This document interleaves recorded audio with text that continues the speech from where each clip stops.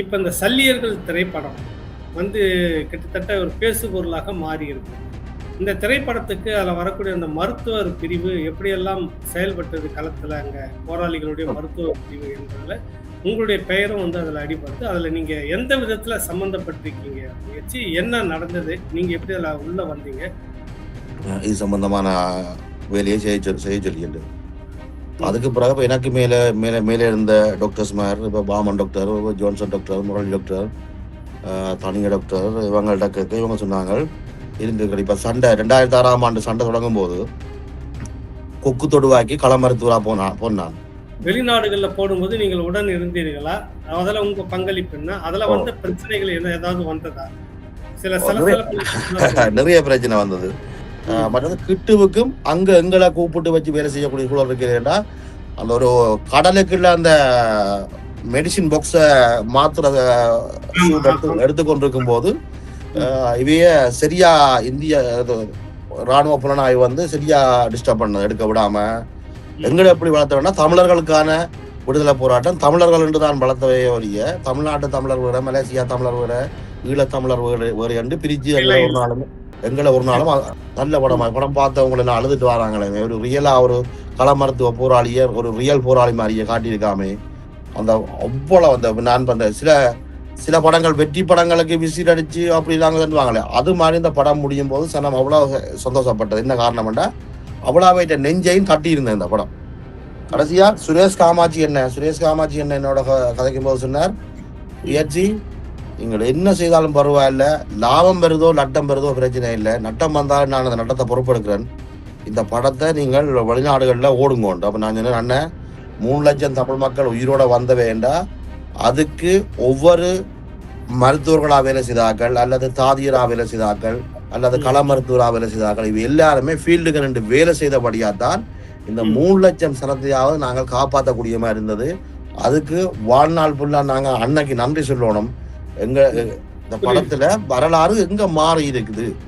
தென்னிந்திய சினிமாவில் ஒரு சில படங்கள் வரைக்கல எங்களை பிள்ளையா காட்டும் போது விமர்சிக்கிறீங்கள் எப்படி என்றால் அதை படமா பாருங்க சினிமாவா பாருங்கன்னு சொல்றீங்க. எங்கட படம் வரும்போது அது வரலாறு மாறுதுன்னு சொல்றீங்க. இதுதானே உண்மையான இது.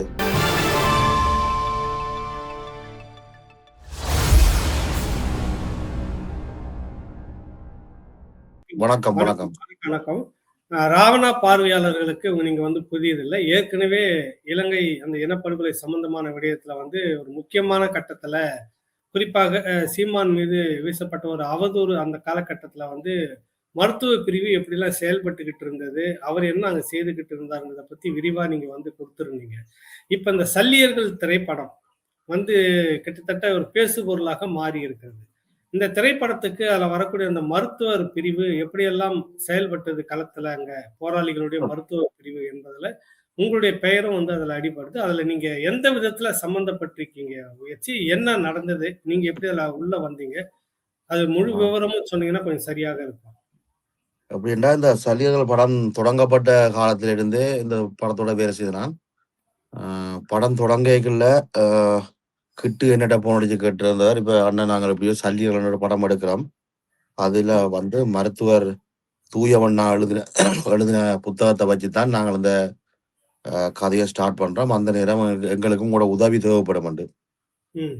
அப்ப என்ன உதவி என்று கேட்ட இடத்துல அப்ப கள மருத்துவம் சார்ந்துதான் இந்த படம் நாங்க செய்கிறோம்.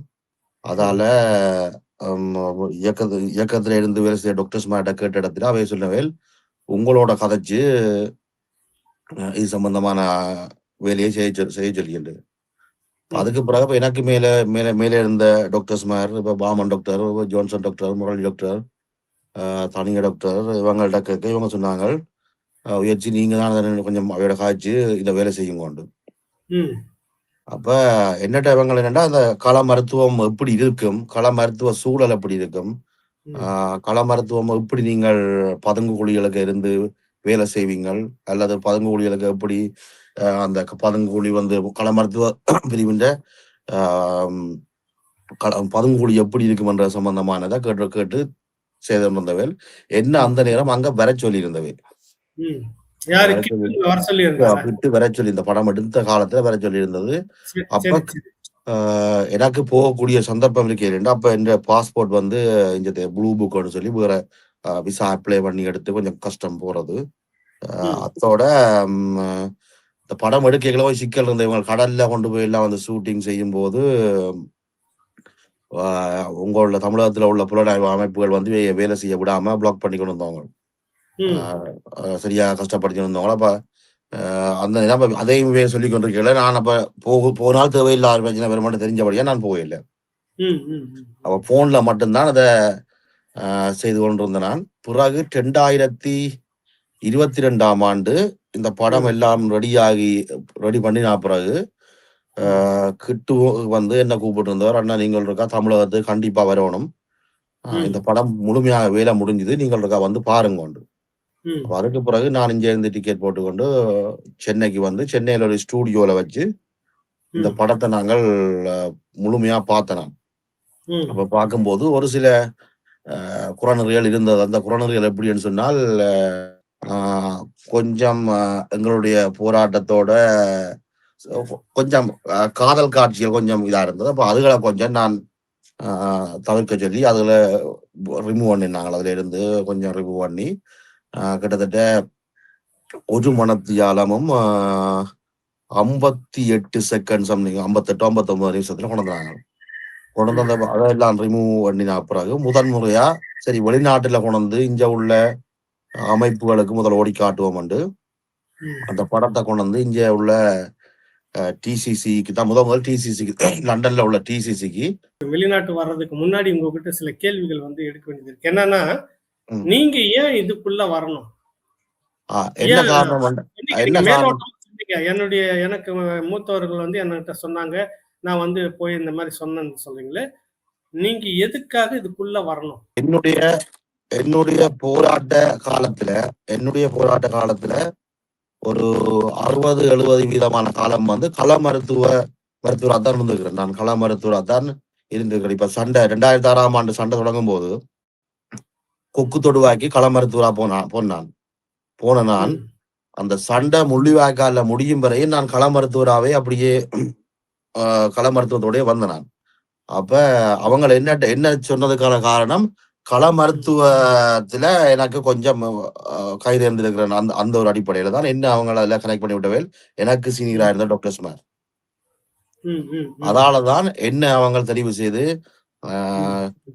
அதை போய் நீங்களே உயர்ச்சி இந்த படத்தோட நீங்க எல்லாம் வேலை செய்யணும்னு சொல்லி வேலை செய்ய விட்டது. என்ன அதற்காக தான் நீங்க படத்துக்குள்ள வரீங்க. படத்துக்குள்ள வாரன். மற்றது இன்னும் ஒரு விஷயம் என்னென்றால், எனக்கு ஒரு பூரண திருப்தி. என்ன திருப்தி என்றால், முதலா தமிழ் சினிமாவுக்குள்ள, அதாவது தென்னிந்திய சினிமாவுக்குள்ள எங்களுடைய ஒரு ஸ்டோரி, அதாவது உண்மையான கதையை தழுவின ஒரு படம் ஒன்று வரப்போகுது. அது உங்களுடைய படம் என்பதால உங்களுக்கு ஒரு திருப்தின்னு உள்ள வரீங்க. எங்களுடைய கதை நான் முதலா தென்னிந்திய சினிமாவுக்குள்ள ஈழப் போராட்டத்தை தழுவிய கதை. ஈழப்போராட்டத்துல இருந்த ஒரு மருத்துவ போராளி எழுதின டாக்டர் தூயவன் எழுதின கதையை முதலா தென்னிந்திய சினிமாவுக்குள்ள வருது. அது உண்மை கதை சார்ந்து வாரதால மற்றது எனக்கு அதுல ஒரு திருப்தி. ஏன்னா இந்த போராட்டத்தை தமிழ் சினிமாவுக்குள்ள எங்கட போராட்ட வரலாறோட சம்பந்தப்பட்டு அல்லது எங்கட மாவீரர்களோட சம்பந்தப்பட்டு நாங்கள் கட்ட கஷ்ட துன்பங்களை முதலா எங்கட மக்களுக்குள்ள படமா வரைக்குள்ள அதுக்காக நாங்கள் எவ்வளவு செலவழிச்சும் அந்த படத்தை வேலை செய்யறதுக்கு நான் தயாரா இருந்தேன். அதனாலதான் அந்த படத்தோடய நான் டிராவல் பண்ணி இந்த படம் முடியும் வரையும் அந்த படத்தோட 2 வேலை செய்தேன்.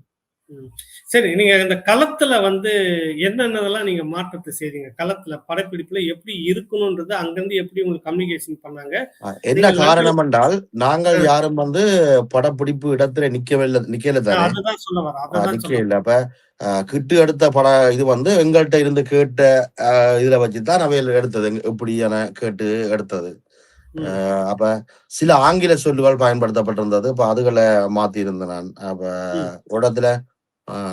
ஓடத்துல சொல்லி அந்த ஓடத்துல சொல்லிவா சேர் ஒரு பொம்பளை புள்ள ஓடி வந்து சொல்லும், சேர் உங்களை விரட்டாமண்டு. அப்ப அதெல்லாம் அந்த சேர் என்ற சொல்ல மாத்திட்டு அண்ணன் உங்களை விரட்டாமண்டு. அந்த வசனங்கள் நாங்கள் தமிழ்ல போராட்ட காலத்துல ஆங்கில சொல்லுவோட நாங்கள் கூடுதலா தவிர்த்து நாங்கள் எப்படி இருந்ததுன்னா, காலை வணக்கம் சொல்லுவோம், குட் மார்னிங் சொல்ல மாட்டோம், காலை வணக்கம் சொல்லுவோம். அதே ம், மாதிரி அண்ணா உங்களை வரட்டாம், அண்ணா தம்பி ம், அப்படித்தான் கதைப்போம் ஒழிய சார் அல்லது ஆபீசர்லாம் நாங்கள் கதைக்க மாட்டோம். ம், அப்ப ம். அப்படியான அந்த எங்கட கதை பதத்தை அதுல சொல்லியிருந்தேன் நான். ரெண்டாவது கொஞ்சம் ஒரு பாடல்ல வந்து ஒரு காதல் காட்சி மாதிரி இருந்தது. அப்ப அந்த காதல் காட்சியை அது என்னது அந்த அந்த காதல் காட்சி வந்தா கொஞ்சம் விமர்சனம் வர்றது சந்தர்ப்பம் இருந்தது. அப்ப அதை நான் எடுக்க சொல்லியிருந்தேன் நான். ம், ம், ம், ம். மற்றது உடுப்புகள் உடுப்புகள் வந்து இருந்தது. மற்ற மருத்துவமனைக்குள்ள இப்ப எப்படி என்றால் நாங்கள் மருத்துவமனைகள்ல ஆயுதங்களோட போக மாட்டோம். ம், எங்களுடைய போராட்ட காலத்துல மருத்துவமனைகள்ல ஆயுதங்களோட போயிடாது அல்லது யூனிஃபார்மோட போயிடாது, இயக்க உடுப்போட போயிடாது. அப்ப ம். அப்படியான கட்டங்கள் எல்லாம் எடுத்து நாங்க வெளியால அது வந்து கிட்டு கிட்டு வேணுமென்று செய்த இல்ல, அது கிட்டு தவறுதலா அல்லது அந்த இது இல்லாம செய்துட்டுது. அதனாலதான் அதுல எடுத்து அந்த படத்தை இப்ப 1 மணத்தியாலம் 53 நிமிஷத்துல செய்து எடுத்துருக்கு. சரி. இப்ப இந்த இடத்துக்கு வருவோம். இதெல்லாம் நீங்க வந்து களத்துக்கு ஆலோசனை குடுத்துருக்கீங்க. எல்லாம் எடுத்திருக்காங்க. வெளிநாடுக்கு அந்த படம் போடும்போது, வெளிநாடுகள்ல போடும்போது நீங்கள் உடன் இருந்தீர்களா? அதுல உங்க பங்களிப்பு என்ன? அதுல ஓ வந்த பிரச்சனைகள் என்ன ஏதாவது வந்ததா? சில ஓ, நிறைய சலசலப்புகள் இருந்தா சொல்லுங்க. நிறைய பிரச்சனை வந்தது. ம். வெளிநாடுகளுக்கு கொண்டு வரைகல உண்மையா இதை தெளிவா சொல்லணும். இந்த படத்தை முதல் கொண்டு வந்து டிசிசி இங்க உள்ள தமிழர் ஒருங்கிணைப்பு குழுக்கு தான் போட்டு காட்டினாங்க. அப்ப ம். போட்டு காட்டும் போது யார் நான் சொல்லி வந்தாங்க? தமிழ்நாட்டுல இருந்து யார் வந்தாங்க? யார் எடுத்துட்டு வந்தா? நீங்க கருணாசன் தெளிவா வந்தவர். ஏன்னா ஓ, இது வந்து ஒரு ஆவணம். இது சரியா தெளிவா நீங்க பயன்படுத்துறது அவசியம். கருணாசன் வந்திருந்தவர். இந்த படம் கொண்டு வரைகல கருணாசன் இங்க வந்திருந்தவர். அப்ப ம். கருணாசனை நானும் தான் கொண்டு போய் இந்த படத்தை இங்க லண்டன்ல வெம்பிலி என்ற இடத்துல வச்சு போட்டுருந்தாங்க. ம். போடைகள்ல இதுல ஏன் இந்த படத்தை போட்டு காட்டினான்டா 2023ஆம் ஆண்டு அந்த ம். திலீவண்ணாண்ட அந்த 12 நடந்த காலத்துக்குலாம் அந்த படம் போட்டது. அப்ப திலீவண்ணாண்ட ஞாபகார்த்தமா தான் அந்த படத்தை கொண்டு போடைகள்ல ம். சொன்னா என்னன்னு சொன்னா இந்த படத்துக்காக அவங்க கஷ்டப்பட்டு இந்த படத்தை எடுத்திருக்கிறாங்க. தயவு ம். செய்து நீங்கள் ஒரு தடவை நீங்க இந்த இதுல கரெக்ஷன் பாக்குறதா இருந்தா கூட ஃப்ரீயா பார்க்க வேண்டாம். அப்ப ம். ஓமன்னு சொல்லி அவையில் டிசிசில இருந்து எல்லாருமே ஆளுக்கு 20 பவுண்ட்ஸ் போட்டு ம். 20 பவுண்ட்ஸ் போட்டு அந்த படத்தை வந்து ம். கரெக்ஷன் பார்த்தவேல் பார்த்து 970 பவுண்ட்ஸ் ம். அந்த அதுல சேர்த்து என் கையில தந்தவேல். அப்ப அந்த ம். 970 பவுண்ட்ஸை நான் கருணாசன் கொடுத்து விட்டுறான். இதை கொண்டே ம். கிட்டு விட்ட கொடுங்கோ. இந்த படத்துக்காக வந்த முதலாவது ம். இந்த படம் செய்ததற்கான முதலாவது காசுன்னு சொல்லி 970 பவுண்ட்ஸ் ம். கொடுத்து விட்டது. அப்ப ம். அந்த சரியா அந்த படங்களை அவையும் வந்து பூரண திருப்தி அவையும் மாறு டிசிசியும் ஒரு சில கரெக்ஷன் சென்றவேல். அப்புறம் அந்த கரெக்ஷனை நாங்கள் இல்ல. அந்த ஒரு சில கரெக்ஷன்ன்றது என்னது? ஒரு சில திருத்தம்ன்றது என்னது? திருத்தம் தெளிவா பேசுங்க. திருத்தங்கள் எப்படி என்ன அண்ணன் இந்த படம் வந்து எடுத்தால் வந்து ஒரு தேசிய பற்றாளர். பட் ஒரு களத்துல இல்லாதவர். கள களத்துல அனுபவம். இல்லாதவர். அப்ப களத்தோட சம்பந்தப்பட்ட விஷயங்களை மட்டும் சிலதுல மாற்றங்கள் செய்தாங்க. ம்.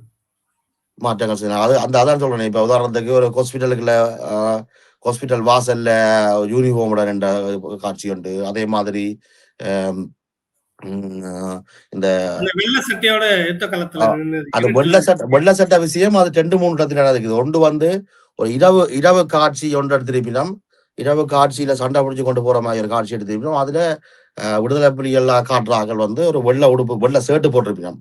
அப்ப அது வந்து எங்களோட போராட்ட இதுல வந்து உருமறை பண்றது சரியான கவனம் பார்க்கறது உருமறைப்பு சூழலுக்கு ஏற்ற மாதிரி எந்த சூழலுக்கு ஏற்ற மாதிரி நாங்கள் சண்டைக்கு போறோம் இல்ல எந்த சூழலுக்கு ஏற்ற மாதிரி ஃபீல்டுக்கு போறோமோ அந்த சூழலுக்கு ஏற்ற மாதிரி உடுப்பு போடுற மாதிரி இருக்கும். அப்ப இங்க வந்து வெள்ளை உடுப்பை போட்டிருக்கணும். வெள்ளை சேட்டை இயக்கமா காட்டின ஆக்களுக்கு வெள்ளை உடுப்பை காட்டி போட்டிருக்கணும். அப்ப அதுகளை நீங்க எடுத்திருந்தனால ஒரே ஒரு கட்டத்துல எடுக்கல. ஏன்னா அந்த கட்டத்தை எடுத்தால் அந்த படம் டோட்டலி மெஸ் அப் ஆயிரும். அதால அந்த ஒரு காட்டு இரவுல ஒரு சண்டைக்கு போய்கல விடுதலை காட்டுகிறார்கள் வெள்ள உடவு போட்டிருப்பினோம். அந்த ஒரு மைனர் ஃபோல்ட் இப்பயும் இருக்காது. அது இருக்காது. அதை எடுத்தோம்னா அந்த காட்சி போயிடும். உண்மையான காரணம் சிலதை நாங்களும் ஏற்றுக்கொள்ளணும். கிட்டு அந்த நேரம் கேட்ட போது எங்களால போகக்கூடிய சூழல் இருக்கு இல்ல.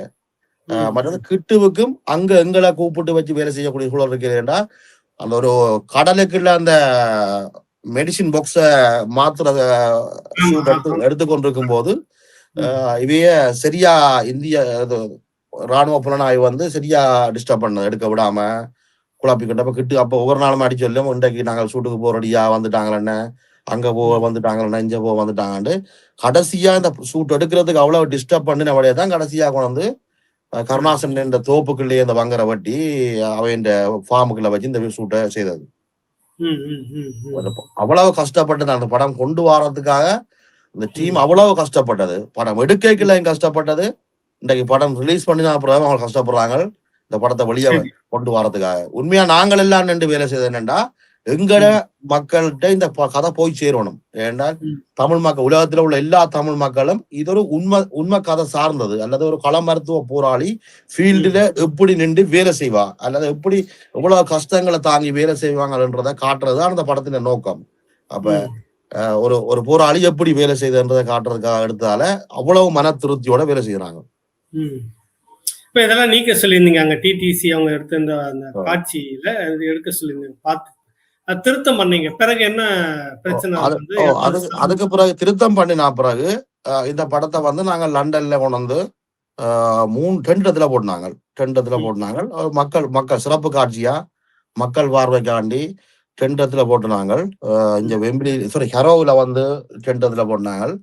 ம், அதுல மக்கள் எல்லாம் மக்கள் போராளிகளா இருந்து வந்தாக்கள், அங்க வேலை செய்தாக்கள் எல்லாரும் வந்து பார்த்து அவைக்கெல்லாம் பூரண திருப்தி. ம், சில ம், போராளிகளா இயக்கத்துல பெரிய பெரிய ஆக்களா இருந்தவையெல்லாம் வந்து பார்த்துட்டு சொன்ன விஷயம் என்னன்னு சொன்னா, ஒரு ம், நிஜமான ஒரு நாங்கள் அங்க ஃபீல்ட்ல எப்படி இருந்தோமோ, அதை ம், எத்தனையோ வருஷத்துக்கு பிறகு அதை பார்த்த ஃபீல் ஒன்று கொடுக்குது. அதே ம், மாதிரி மருத்துவர்களா இருந்த எல்லாருமே வந்து இங்க வெளிநாட்டுல மருத்துவர்களா, ஊர்ல கள மருத்துவர்களா இல்ல மருத்துவர்களா இருந்தார்கள் விடுதலை புலிகள்ல. அவைகள் ம், எல்லாருமே வந்து இந்த படத்தை பார்த்தவேல் பார்த்து போட்டு அவைய சொல்லிச்சாம் தங்களுக்கு பூரண திருப்தி என்று. ம், பூரண ம், திருப்தி சரியா ம், எடுத்திருக்கிறார், நல்லா இருக்குது படம் ம், என்று சொல்லியிருந்தவர். அதோட ம், இந்த படத்தை கொண்டு நாங்கள் நிறைய இடத்துக்கு போனாங்க. ம், இந்த படத்தை கொண்டு பிரான்ஸுக்கு போனாங்க, பிரான்ஸ்ல கொண்டு போனாங்க, ம், பிரான்ஸ்ல உள்ள டிசிசிக்கு போட்டு காட்டினாங்க. அவையும் அதுல பூரண திருப்தியா இருந்தவள் இந்த படத்தை ம், போட்டு ம், பார்த்தோட. ம், மற்ற ம், அமைப்புகள் நிறைய அமைப்புகள் இங்க வரைய இல்லை, படத்தை பார்க்க விரும்பல. இந்த படம் வரும்போது ஒரு சில ம், பேர் இதை பிள்ளையா ஒரு விமர்சனத்தை செய்ய வழிகிட்டாங்க. எப்படி செய்தவங்க என்றால், அதை நாங்கள் ஏற்றுக்கொள்ளணும். இந்த இந்த விமர்சனங்களை ஏற்றுக்கொள்ளணும். இன்றைக்கு சொல்லலாம் இவ்வளவு பேசு பொருளா இந்த படம் வந்து இன்றைக்கு ஒரு இவ்வளவு பேசு பொருளா இருக்கல, சல்லியர்கள் படம் வந்து இவ்வளவு பேசு பொருளா இருக்கல. ம், நாங்கள் இங்க உள்ள இங்க நான் முகம் கொடுத்த விமர்சனங்களை கேட்கிறேன் சொல்றேன்.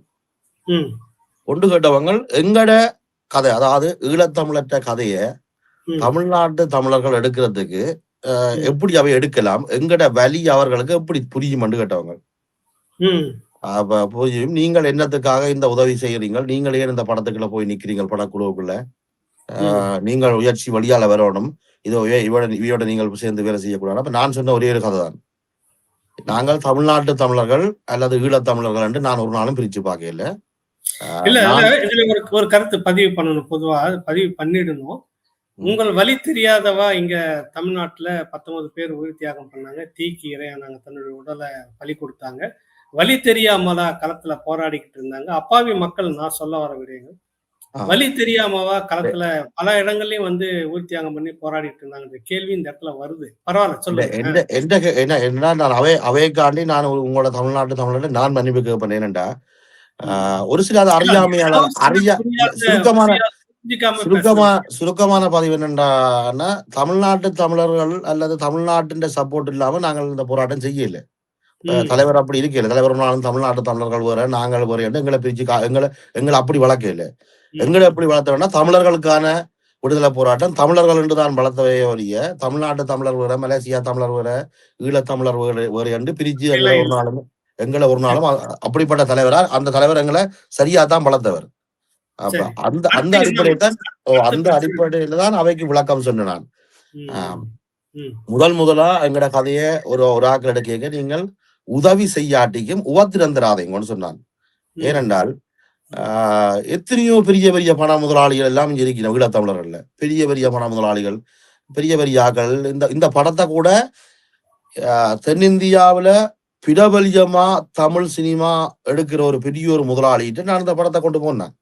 நீங்க ஈழத்தமிழர்கள் அங்க இருக்கிறவங்ககிட்ட கொண்டுட்டு போனீங்க. இஞ்சில கண்டன்ல இருக்கிறது அவர்கிட்ட கொண்டே காட்டும் போது இந்த படம் வந்திருக்குது. இந்த ம். படத்தை உலகம் ஃபுல்லா ரிலீஸ் பண்றதுக்கு உங்களோட உதவி எனக்கு தேவை என்று கேட்டிருந்தேன் நான். அப்ப அவர் ம். அதுக்கு சொன்னது, மன்னிச்சு கொள்ளுங்கோ, இப்படிப்பட்ட இந்த படங்கள்ல எங்களால ரிலீஸ் பண்ண முடியாது. ம். இந்த படங்களை ரிலீஸ் பண்ண முடியாது. காரணம், நாங்கள் இந்த ஃபீல்டுகளை தொடர்ச்சியா வேலை செய்ய இயலாது. அதால விடுதலை புலிகளோட போராட்டம் சார்ந்து இருக்கிற படத்தை தங்களால ரிலீஸ் பண்ணிடலாண்டு. அப்ப நான் கேட்டிருந்தேன், சரி உங்களால ரிலீஸ் பண்ண தேவையில்லை, நீங்கள் ஒரு ஒரு ஒரு சப்போர்ட் ஒன்றை தந்தால் நாங்கள் ரிலீஸ் பண்ணலாம். இப்போ உதாரணத்துக்கு மெயினாக தான் ஃபைனான்சியலா எங்களுக்கு ரிலீஸ் பண்ணா ஃபைனான்சியலா சப்போர்ட் தேவை வெளிநாடுகளில் ரிலீஸ் பண்றதுக்கு. ஆமா அந்த ஆமா அந்த சப்போர்ட்டை கேட்டிருந்தேன் நான். அதுக்கும் அவர் தரையில. அப்படி தந்திருந்தால் இந்த படம் போன வருஷம் 2024 இந்த படம் ரிலீஸ் பண்ணப்பட்டிருக்கும் வெளிநாடுகள்ல. அப்ப எனக்கு அந்த அதிகாரத்தை கிட்டு அப்பவே தந்திருந்தது. ஆனா இந்த படத்தை நீங்கள் வெளிநாட்டுல எந்த நாட்டுல ரிலீஸ் பண்றதுக்கு நீங்கள் வழிகிட்டாலும் நீங்கள் ரிலீஸ் பண்ணி கொள்ளுங்க, நான் இதுக்கு தடை இல்லை. ஏன்னா அந்த படத்தோட 2 வேலை செய்த நீங்கள் ரிலீஸ் பண்ணி அது லாபம் பெறுதோ நட்டம் பெறுதோ, லாபம் வந்தா லாபத்தை தாங்க, நட்டம் வந்தா அது பிரச்சனை ரிலீஸ் பண்ணுங்க. அப்ப நான் என்ன யோசிச்சினான்டா, எனக்கு இதுல பூரணமான அறிவில்லை. இந்த படம் ரிலீஸ் பண்றது இல்ல படத்தை வெளியிடக்கூடிய அந்த அளவான உழைக்க எனக்கு இல்லை. இல்லைண்டா இந்த ஃபீல்டு வேற. அப்ப நான் கிட்ட சொன்னா இல்ல கிட்டு எனக்கு இது சம்பந்தம் நாலேஜ் இல்லை. அப்படி நாலேஜ் இருந்தா நான் இத ரிலீஸ் பண்றதுல இது நீங்கள் எத்தனையோ லட்சங்கள் செலவழிச்சு எடுத்த படத்தை நான் வெளிநாட்டுல ரிலீஸ் பண்றேன், இந்த படத்தை வெளியில விட்டு அப்புறம் படம் வெளிய வந்துட்டேன்னு சொல்லி நீங்களும் கவலைப்பட்டு நானும் கவலைப்படக்கூடாது. அதால நான் ட்ரை பண்றேன், இங்க உள்ள ஆக்கள்கிட்ட ட்ரை பண்றேன். இங்க எல்லார்ட்டையும் நான் நிறைய பேர்கிட்ட போய் நான் தட்டி இருக்கிறேன், நிறைய பேரை கேட்டிருக்கிறேன் படத்தை ரிலீஸ் பண்ணுங்க, ரிலீஸ் பண்ணி கொடுங்க. அப்ப ஒரு தடவை இந்த எல்லாரும் இப்ப இந்த படத்துல பேச பொருளா இருக்கிற பொருள் அப்ப இல்ல. இது ஒரு சின்ன படம், இந்த படம் பேச ஓடாது, இது எங்க ஈழத்தமிழற்ற கதையை யார் பார்க்க போறாங்க, எங்க ஆக்களை காய்ச்ச கதை தான். இன்றைக்கு அந்த கதைச்சு ஆக்களை ஒவ்வொரு தரம் போன போட்டு இன்னும் முயற்சி அந்த நீங்க கொண்டு வந்து ஓடுங்க படம் நல்ல படமாமே, நல்ல படமா படம் பார்த்தவங்களை எல்லாம் அழுதுட்டு வராங்களே, ஒரு ரியலா ஒரு கள மருத்துவ போராளிய ஒரு ரியல் போராளி மாதிரியே காட்டியிருக்காமே, அப்படி கதைக்கிறாங்க. அப்ப அந்த கதைகள் கேட்கும் போது சத்தியமா எனக்கு ஒரு ஆத்ம திருப்தி என்னண்டா, ஓகே இந்த படத்துக்காக நாங்க வேலை செய்திருக்கிறோம், இந்த படம் ஒரு பேசு பொருளா இன்றைக்கு நிக்குது, இந்த நேரத்துல பேசு பொருளா நிக்குதுன்னு அந்த சந்தோஷம் இருக்குது. மற்றது இந்த படம் இதையும் சொல்றேன், இந்த படம் நாங்கள் கனடா கொண்டு வந்தான், இந்த படத்தை பிரான்ஸுக்கு கொண்டு வந்தாங்க. நான் போனது பிரான்ஸுக்கு போனான், கனடாவுக்கு போனான். கருணாசன் இந்த படத்தை கொண்டு நோர்வேக்கு போனவர், அதே மாதிரி சுவிஸுக்கும் போனவர். ஆனா எங்களுக்கு அந்த சக்சஸா படம் ஓடினது பிரான்ஸ்ல, லண்டன்ல, மற்றது கனடாவில. பிரான்ஸ்ல தான் அந்த ஒரு தியேட்டர் 1200 பேரோட ஓடினது. 1200 பேர் அந்த படம் பார்க்க வந்தது. இந்த படம் பார்க்க ஒரே ஒரு ஷோ தான் ஓடினது, தியேட்டர் நிரம்பி 1200 பேர். அந்த அவ்வளவு அந்த நான் அந்த சில படங்கள் வெற்றி படங்களுக்கு விசில் அடிச்சு அப்படி இல்லாங்கன்னு அது மாதிரி இந்த படம் முடியும் போது சனம் அவ்வளவு சந்தோஷப்பட்டது. என்ன காரணம்டா, அவ்வளவு நெஞ்சையும் தட்டி இருந்தேன் இந்த படம். உணர்ச்சி பெருக்கல சிலர் வந்து அழுது இத பத்தி சொன்ன விஷயத்த நீங்க முகநூல்ல பேசியிருந்தீங்க ஒரு முறை. அதை எப்படி அதை எப்படி பாக்குறீங்க? அது என்னென்றால் இப்ப முதல் முதலா இந்த சினிமாவுக்குள்ள எங்கட ஒரு பெண் போராளிய காட்டப்படுது, அல்லது எங்கட போராளிகள் ஹாஸ்பிட்டல் 2 வேலை செய்யற டாக்டர்ஸ காட்டப்படுது. எங்களையே மாதிரி நாங்கள் எப்படி களத்துல 2 வேலை செய்யமோ அதே அதே பாவனை, அதே கதைகள் அல்ல அதே சேப்புல காட்டும் போது அந்த ஃபீல்ட்ல இருந்து இன்றைக்கு நாங்கள் வெளிநாடுகள்ல வந்திருந்தாலும் எங்கட மனம் அந்த பழைய இதை ஞாபகப்படுத்திருந்தானே. அதுல இருந்த ஆக்கள் எல்லாரும் மழை வலிக்கிட்டு இருந்தான். அப்ப எப்படியும் ஒரு மனசை தட்டும் தானே, எங்கட என்னதான் விட்டுட்டு வந்தாலும் அது பழைய ஸ்டோரியும் மனசை தட்டும். கருணாசன் என்ற காலில எல்லாம் பிரான்ஸ்ல ஒரு பொம்பளை பிள்ளை கருணாசன் என்ற காலை பிடிச்சி அழுதது, அங்கிள் நாங்கள் இப்படி ஒரு படத்தை நாங்கள் இந்த வரைக்குமே பார்க்கல, எங்களுக்கு ஒரு நல்ல ஒரு எங்களோட வலிய நீங்கள் இந்த படமா கொண்டு வந்துக்கிறீங்க. திரைப்படத்துக்கு அப்பால இது ஒரு வரலாற்று காவியம், இது ஒரு என்ன சொல்றது புன கதைகளற்ற ஒரு காவியத்தை தான் எடுத்திருக்கிறோம். ஆனா இன்னும் கொஞ்சம் செலவு பண்ணி அல்லது இன்னும் கொஞ்சம் காசு போட்டிருந்தால் இந்த படம் இன்னும் ஒரு உயர்ந்த இடத்துக்கு வந்திருக்கும். நான் அதை குறிப்பிட்டிருக்கிறேன், இன்னும் கொஞ்சம் தொகையை செலவு பண்ணிருந்தேன், சரியா கஷ்டப்பட்டது ஹாலிவுட் படமாக இது வந்திருக்கும் அப்படின்னு தான் நான் பதிவு செய்திருக்கிறேன். கிட்டு அப்ப சரியா கஷ்டப்பட்ட, பைனான்சியல்லையும் சரியா கஷ்டப்பட்டது. அதே மாதிரி எல்லா விதத்திலையும் படம் எடுக்கிறதுக்கு அவ்வளவு கஷ்டப்பட்டு தான் அந்த படத்தை வெளியே கொண்டு வந்தாங்க. படம் எடுத்தா அப்புறம் 2022ஆம் ஆண்டு படம் வந்தது. 22ஆம் ஆண்டுல இருந்து இந்த படத்துக்காண்டி ஓடிக்கொண்டிருக்கிறோம். வெளிநாட்டுல சரி வெளிநாடுகள்லயா ஏதாவது ஓடி வெளிநாட்டுல வர காசை வச்சு தமிழ்நாட்டுல தியேட்டரை புக் பண்ணி ஓடலாம் வேண்டாம். வெளிநாட்டிலையும் அந்த அளவுக்கு இந்த படத்தை ஒரு தடவை ஏற்றுக்கொள்றதுக்கு தயாராக இல்லை. அப்போ அதே மாதிரி சரி தமிழ்நாட்டுல விட தமிழ்நாட்டுல தியேட்டர் பிரச்சனை. கடைசியா சுரேஷ் காமாட்சி என்ன என்னோட கதைக்கும் போது சொன்னார், முயற்சி நீங்கள் என்ன செய்தாலும் பரவாயில்ல, லாபம் பெறுதோ நட்டம் பெறுதோ பிரச்சனை இல்லை, நட்டம் வந்தாலும் நான் அந்த நட்டத்தை பொறுப்பெடுக்கிறேன், இந்த படத்தை நீங்கள் வெளிநாடுகள்ல ஓடுங்கோண்டு. அப்ப நான் சொன்னேன், அண்ணன் இது நீங்கள் சரியான கஷ்டப்பட்டு எடுத்த படம், இதுக்கு நீங்க அந்த படம் வெளியே வரணும்ன்ற நோக்கத்துக்காண்டி இப்படி சொல்றீங்க, அந்த படத்தை கொண்டு நீங்க ஓடுங்கண்டு. ஆனா சரியா கஷ்டப்பட்டு நிறைய காசா போட்டு எடுத்த நீங்கள் பெஸ்ட் ஐடியா, நீங்கள் தியேட்டர் கிடைக்கிறேன்னா ஓடிடியில விடுங்கோ, உலகத்துல இருக்க எல்லாருமே பாப்பினம் தானே, ஓடிடியில விடுங்கோ. அப்ப இன்றைக்கு அது அந்த ஓடிடியில விட்டபடியா தான் இந்த படம் பேசு பொருளாகும்.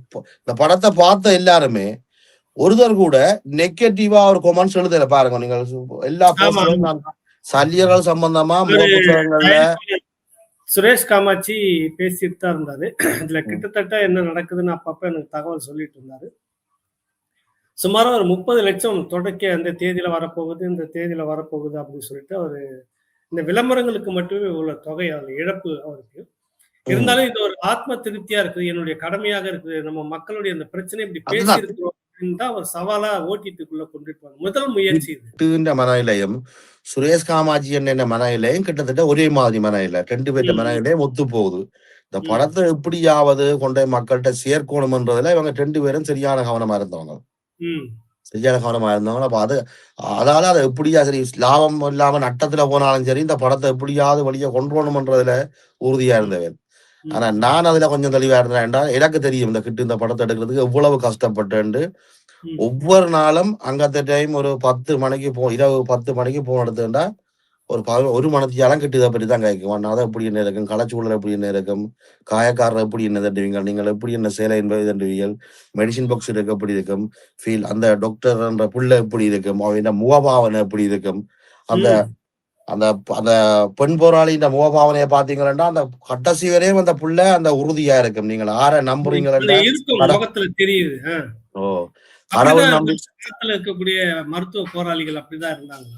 அது என்னண்டா கடமையில செட்டியா கவனமா இருப்போம். கடமையில எப்படின்னா எங்களுக்கு என்ன நடந்தாலும் பரவாயில்ல, காயப்பட்ட ஆக்களை ஒரு விடக்கூடாதுன்றதுல கவனமா இருப்போம். அது எங்கட பணியான்றதா செய்வோம். 2வது ஒரு விஷயம் நான் இதை மென்ஷன் பண்ணணும்னு சொன்னால், எங்கட போராட்ட காலத்துல இவ்வளவு இழப்புகளை தவிர்க்கிறதுக்கு அண்ணன் மருத்துவத்துக்காக நிறைய செலவழிச்சவர். அது போராளிகளுக்கான மருத்துவமா இருக்கட்டும், பொதுமக்களுக்கான மருத்துவமா இருக்கட்டும். இந்த இடத்துல உங்களுக்கு கண்டிப்பா சொல்லணும், டயரியா, டெங்கு காய்ச்சல், அதே மாதிரி கொலோரா எல்லாம் வந்தது. கொலோரான்னு சொல்லி எல்லாம் வந்தது இந்த இடப்பெயர்வு காலங்கள்ல 96, 97, 98, 99 எல்லாம். இந்த நேரம் எல்லாம் செட்டியா கஷ்டப்பட்டு தான் நாங்கள் மீண்டு வந்த நாங்கள். காரணம் மருத்துவத்துக்காண்டி அண்ணன் அவ்வளவு செலவழிச்சு, இது மெயினா மக்களுக்கான மருத்துவம். ஆனா பொருளாதார தடை வச்சு மருந்துகள் தடை இருந்தது, எல்லா தடைகளும் இருந்து இந்த போராட்ட காலத்துக்குள்ள தலைவற்ற அவ்வளவு ஒரு நெறிய ஆள்கையில மருத்துவம் செய்தபடியாத்தான் இந்த போராட்டம் முடியும் போது கூட அவங்க இவ்வளவு பேரை காப்பாற்றக்கூடிய மாதிரி இருந்தது. முள்ளிவாய்க்கால் முடியல 3 லட்சம் தமிழ் மக்கள் உயிரோட வந்த வேண்டா, அதுக்கு ஒவ்வொரு மருத்துவர்களா வேலை செய்தாக்கள், அல்லது தாதியரா வேலை செய்தாக்கள், அல்லது கள மருத்துவரா வேலை செய்தாக்கள், இவ எல்லாருமே ஃபீல்டுக்கு 2 வேலை செய்தபடியாத்தான் இந்த 3 லட்சம் சனத்தையாவது நாங்கள் காப்பாற்றக்கூடிய மாதிரி இருந்தது. அதுக்கு வாழ்நாள் ஃபுல்லா நாங்க அன்னைக்கு நன்றி சொல்லணும். எங்க ஃபீல்டுக்குள்ள இவ்வளவு மருத்துவர்களை உருவாக்கி அல்லது மருத்துவ போராளிகளை உருவாக்கி மக்களுக்காக வேலை செய்ததால அவ்வளவு அதுதான் இந்த படத்தின் வெளிப்பாடு. அதுதான் இந்த படத்தின் வெளிப்பாடு. அந்த பெண் போராளி தான் நீங்க அப்படிதான் இருந்தீங்களா? வேலை அதுதானா? நான் என்னுடைய போராட்ட காலத்துல 2006 இருந்து 2009 வரைக்கும் இந்த நீங்கள் பெண் போராளியா காட்டப்பட்ட கதாபாத்திரத்தோட என்னுடைய கதை ஒத்து போவேண்டா. நான் கள மருத்துவரா இதேதான் வேலை செய்தான். கொக்கு தொடுவா சண்டை தொடங்கினது, கொக்கு தொடுவால தொடங்கின சண்டை வட்டுவாகலுக்கு வந்து சண்டை முடியும் பிறகும் நான் கள மருத்துவ போராளியா தான் வேலை செய்தான். அந்த பெண் போராளியுடைய கதாபாத்திரம் நீங்க தான் அப்படி சொன்னா சரியா இருக்கும். ஒத்து போகும். இப்ப நான் சொன்னால் அது விமர்சனத்துக்கு உள்ளாகலாம். அந்த கதாபாத்திரம் என்னுடைய கதாபாத்திரம், நான் என்னுடைய வாழ்க்கையில் நடந்த கதாபாத்திரமும் 2மே ஒத்து போகும். அதே காயங்கள், அதே காயம் தூக்குற விஷயங்கள், கிவிரடிக்கைகள்ல ஓடுறது, அப்புறம் வேறு இடத்துல வந்து அடுத்த பங்கரை மாத்துறது. அப்ப அந்த ஸ்டோரியை இன்னும் பெருசா ஆகிலாம் கதை நீண்டு இருக்கு வேணும்னு சொன்னால், அப்ப இந்த கள மருத்துவ பங்குன்ற நிரந்தரமா எங்களுக்கு இருக்காது. ஒரு குறிப்பிட்ட காலம் இருக்கும், அப்புறம் சண்டை தொடங்கி அந்த ஃபீல்ட விட்ட உடனேக்குள்ள அப்புறம் அந்த இடம் வந்து வேறு இடத்துக்கு மாறும். அப்படியே மாறி மாறித்தான் பெறும். அப்படி மாறி வந்துதான் கடைசியா முள்ளிவாய்க்கால்ல வந்து நாங்கள் இந்த விதை வச்சிருந்தோம் நாங்கள். சரி. இந்த புலம்பெயர்ந்த மண், நீங்க சொன்ன மாரி லண்டன், கனடா, நார்வே, அங்க எதிர்கொண்ட பிரச்சனைகள் வேற என்னத்துக்கெல்லாம் முகம் கொடுத்தீங்க நீங்க? பிரச்சனை என்ன விமர்சனம் தான். எங்கடையாக்கள் ஒரு தரம் வந்து இது இப்படி ஒரு விஷயத்த செய்யறதுக்கு தயாராக இல்லை. 2009ஆம் ஆண்டு சண்டை முடிஞ்சது. இன்றைக்கு 2026ஆம் ஆண்டு ஆயிட்டுது. பொருளாதாரத்துல நாங்கள் எங்கேயோ நிக்கிறோம். பொருளாதாரத்துல புலம்பெயர்ந்த நாடுகள்ல நாங்கள் எங்கேயோ நிக்கிறோம். எங்களுடைய கதைகளை அல்லது எங்களோட ஸ்டோரி எடுக்கிறதுக்கு நாங்கள் தயாராக இல்லை. ஆனால் நாங்கள் என்ன செய்வோம், இங்க இருந்து போய் தெலுங்கு சினிமாவில் படம் எடுப்போம், அதே மாதிரி மலையாள சினிமாவில் படம் எடுப்போம். ஏன் சிங்கள சினிமாவுக்கு கூட நாங்கள் காசை கொடுத்து சிங்கள சினிமாவை கூட வளர்க்கறதுக்கு எங்களோட தமிழாக்கள் இருக்கிறோம். ஆனால் எங்களுடைய ஒரு சொந்தமா எங்களுக்கு நடந்த வலிய அல்லது எங்களோட ஸ்டோரிய படமாக்கி அதை வெளியில கொண்டு வரதுக்கு நாங்கள் தயாரா இல்லை. இல்ல அதுதான் முயற்சி. ஒரு என்னன்னா இந்த இடத்துல ஒண்ணு பதிவு பண்ண, நம்ம இனத்தினுடைய சாபக்கேடா என்னன்னு தெரியல. நமக்கான புத்தகங்கள் கொண்டாடப்படுறதில்ல, நமக்கான யூடியூபர்கள் கொண்டாடப்படுறதில்ல, நமக்கான எழுத்தாளர்கள் கொண்டாடப்படுறதில்ல நம் மக்களால. நமக்கான திரைப்படங்கள் தூக்கி பிடிக்கணும்ன்ற ஒரு எண்ணம் நம்ம மக்கள் மத்தியில் இல்லை. நமக்கான விஷயங்களா அப்படின்னாக்கா இனம், மொழி இப்படி சம்பந்தப்பட்ட விஷயம்னாலும் அது அப்படியே ஒரு ஓரமா தூக்கி வச்சுட்டு, அது என்ன காரணம் எனக்கு இந்த வரைக்கும் புரியுது. அது ஏன் அப்படின்ற ஒரு கேள்வி இருக்குது, எனக்கு புரியல. உங்களுக்கு எத்தனை வரைக்கும் என்ன நீங்க புரிஞ்சுக்கிட்டீங்க? எனக்கும் இதே கேள்விதான். இந்த படத்தோட நான் டிராவல் பண்ணேக்குள்ளதான் என்ன கேட்ட கேள்விகள் எல்லாம் சும்மா என்ன சொல்றது, ஒவ்வொரு கேள்வியும் முதுகுல குத்தி நெஞ்சால பிச்சு கொண்டு வர மாதிரி கேள்விதான் கேட்டவங்க. அது உண்மையா சரியான வழியா இருந்தது. இப்ப கனடாவில எல்லாம் கொண்டே நான் அந்த படம் ஓடும்போது, படம் கனடாவில ஓடி படத்தை பார்த்த சனம் எல்லாம் வந்து அவ்வளோ அந்த கருணாசன் எல்லாம் வந்து கக் பண்ணி அண்ணா இப்படி ஒரு படத்தை கொண்டு வந்துருக்கீங்க நல்லா இருக்குதுன்னு இல்லை. ஒரு 2 பேர் வந்து நிக்கிறாங்க, குறுக்க வந்து நிக்கிறாங்க 2 பேர். இந்த படத்தை எடுக்கிறது நீங்களாரு, இது எங்கட கதையே நீங்களாரு. அப்ப 2 பேர்ட்ட கதையை பாக்குறதா அல்லது 500 பேர் படத்தை பார்த்து வந்து நின்று அவ்வளவு ஆர்ப்பரியத்தில் நிக்கிறாங்க. இந்த 2 பேர் இங்க வந்து நின்று இப்படி நிக்கிறாங்க. என்னட்டு நீங்க அந்த படத்தை எப்படி எடுப்பீங்க, இந்த படத்துல அங்க பிழை இருக்குது, இங்க பிழை இருக்குது. பிழை இருக்குன்றத சொல்லி அதுல கரெக்ஷன் செய்யறது வேற, இந்த படத்தை எடுக்கிறதுக்கு நீங்களா ரெண்டு கேட்கறதுக்கு வேற. ஈழத்தமிழர் இல்ல உலகத்தமிழர் ஆறா இருந்தாலும் எங்கட கதையை சரியான பாதையா கொண்டு வரலாம். தலைவர் வந்து போராட்டத்தை தமிழ் மக்களுக்காண்டி தான் போராட்டத்தை செய்தவர்களுடைய ஈழத்தமிழருக்கு வேற, தமிழ்நாட்டு தமிழருக்கு வேற, மலைய தமிழருக்கு வேற என்று செய்யல. அப்படி எங்களையும் எங்க போராட்டத்தோட வேலை செய்த எங்களையும் அப்படி சொல்லல, நாங்கள் ஈழத்தமிழர்களுக்காண்டி மட்டும்தான் வேலை செய்யறோம் எங்களை சொல்லவே இல்லை. இவங்க ஒரு சில பேர், அதை விட இந்த வெளிநாடுகள்ல உங்களுக்கு தெரியும், இந்த காணொலியில வெளிநாடுகள்ல நிறைய பேர் எப்படி நிறைய ஒரு சில பேர் அது மனசுக்கு வலிய தருது. நீங்க யாருன்னு கேட்டதுக்கு என்ன பதில சொன்னீங்க? நான் சொன்ன கதை, இந்த படம் வந்து ஒரு தமிழர் எடுத்துக்கிறார் எங்கட கதை. இந்த கதையை நாங்கள் கண்டிப்பா வழிய கொண்டு வர்றதுக்கு நான் கடைசி வரையும் நான் 2 பேரை செய்வேன்.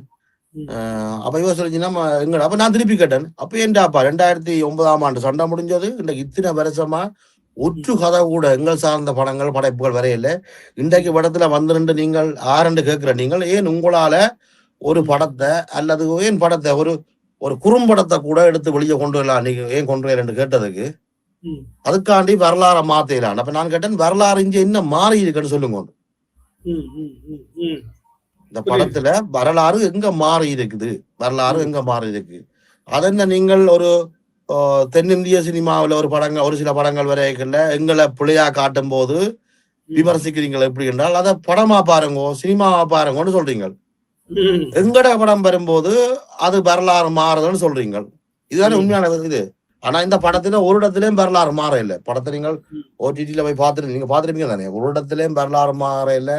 அவ்வளவுக்கு எப்படி இந்த போராட்டம், உதாரணத்துக்கு பிளட் சேகரிக்கிற இதெல்லாம், அந்த பிளட் சேகரிக்கிற காட்சி எல்லாம் வந்து போராட்டங்கள் ஆரம்பிக்கப்பட்ட காலத்துல உள்ள இத படம் எப்படி எடுத்துக்கிறாங்கண்டா, ஒரு கள மருத்துவ பங்கரையும் அதோட ஆரம்ப காலத்துல இயக்கம் கஷ்டப்பட்ட விஷயங்களையும் சேர்த்துதான் 2 எடுத்திருக்கு படம். 2 எடுத்திருக்கு. ஆனா ஒன்றில் அந்த காலங்கள் ஒன்று செய்திருக்கலாம், கிட்டு ஒரே ஒரு செய்திருக்கலாம், ஒன்றில் முள்ளிவாய்க்கால மையப்படுத்தி எடுத்திருக்கலாம், அல்லது தனிய அந்த கள மருத்துவத்தை மட்டும் எடுத்திருக்கலாம், அல்லது ஆரம்ப காலத்துல எடுத்துக்கலாம். கிட்டு என்னன்னா ஆரம்ப காலத்திலையும் தொட்டு பிறகு இடையிலையும் தொட்டு பிறகு இந்த கிவிரால உணர்ந்து பங்கர்களுக்கு அடிக்கிற விஷயத்தையும் தொட்டு கள மருத்துவத்தையும் தொட்டு போட்டு காட்டிக்கிறார். அப்ப அது ஒரு கொஞ்சம் நல்லா இருக்கு. இவைய விமர்சனங்கள் வாரத்துக்கு அதுகள் தான் காரணம்.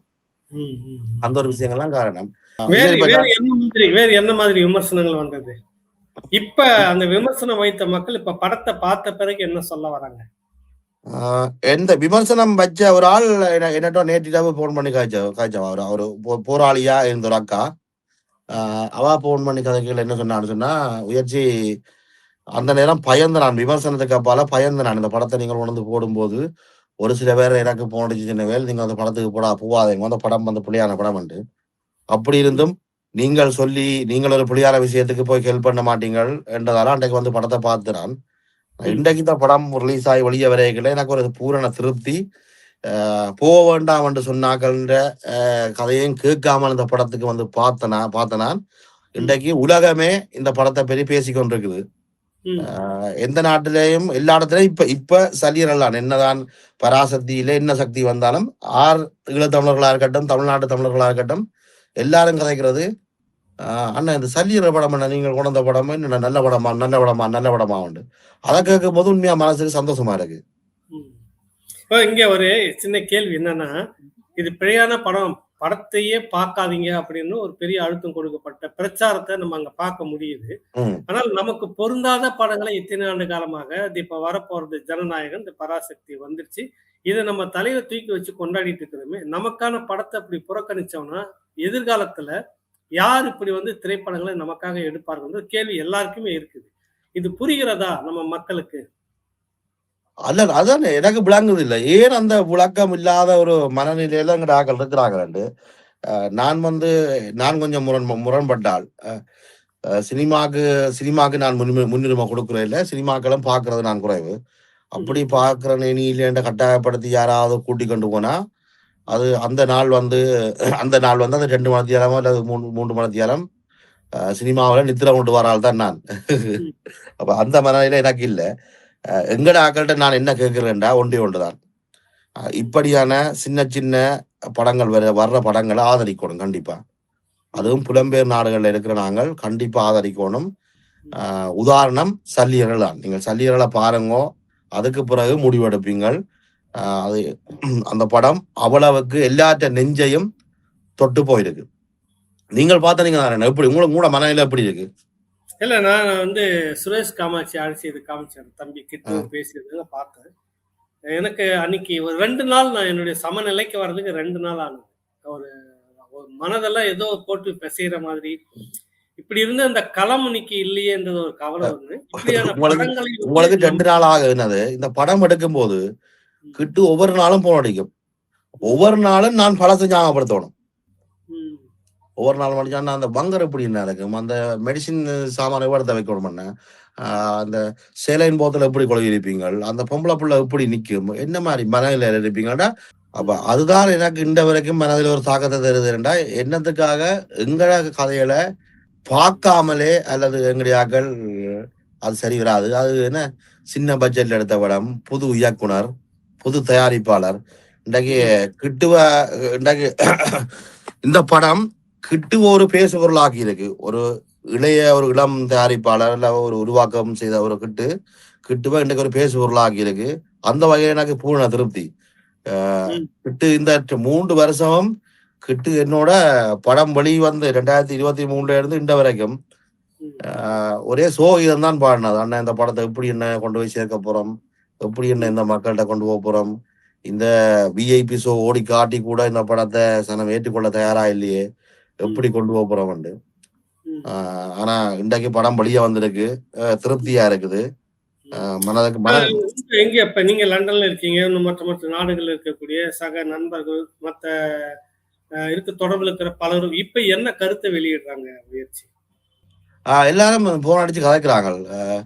பாக்குது எல்லாரும் போன அடிச்சு பார்த்துட்டு அது எங்கேயோ ஒரு இடத்துல அது நான் நினைக்கிறேன் எழுத்தோட்டத்துல எங்கேயோ போட்டிருக்காங்க உனக்கு.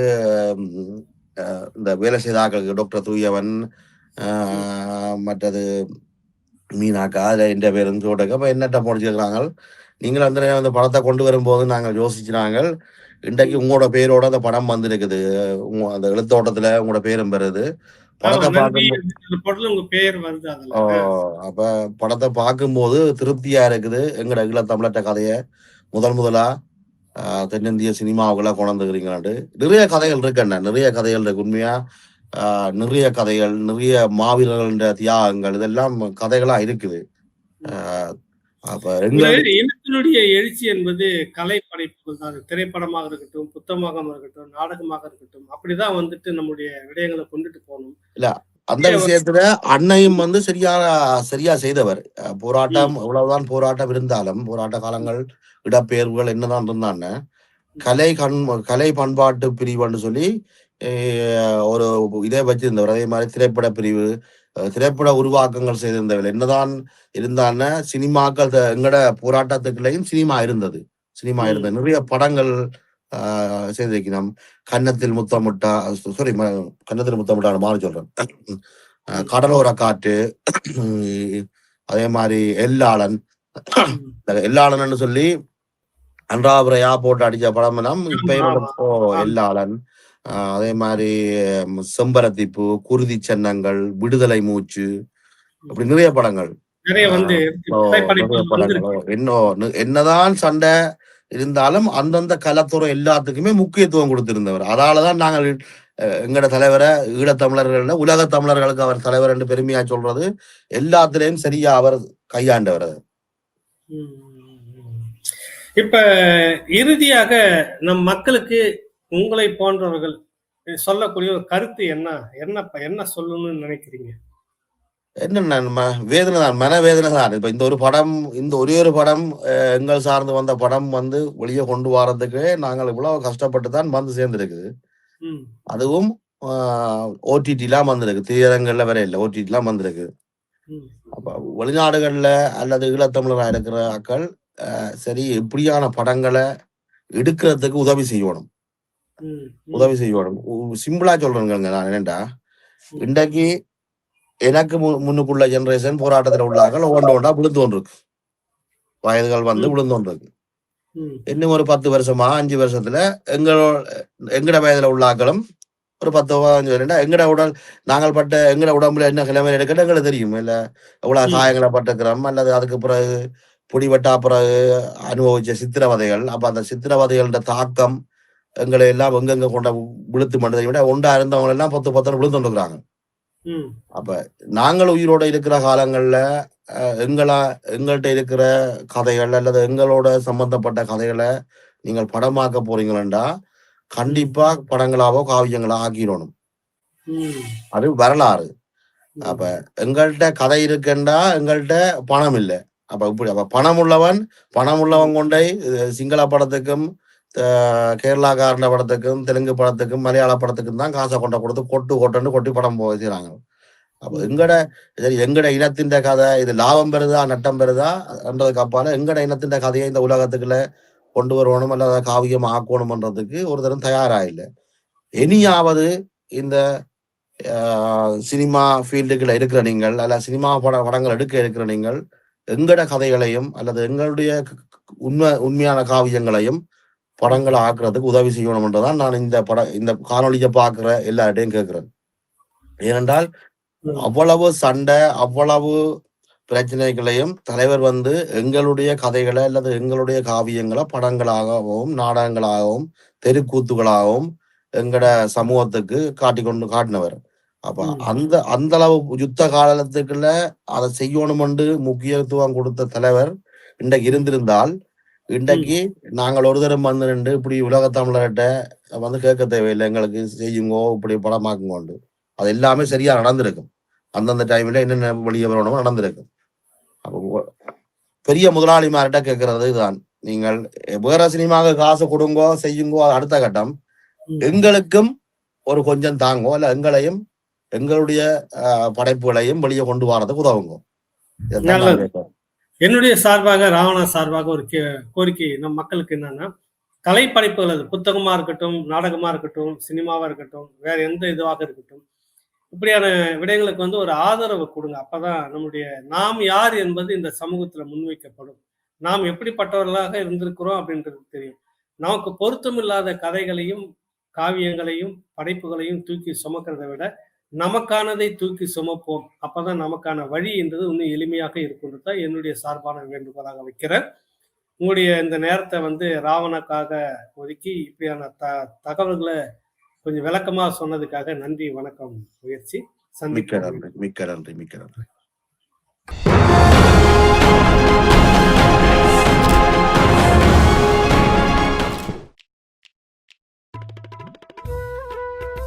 சார் ரெடினா சொல்லுங்க சார், ரோலிங் போயிடலாம். போலாமா சார்? நான் ரெடி. ரோலிங். ரோலிங்.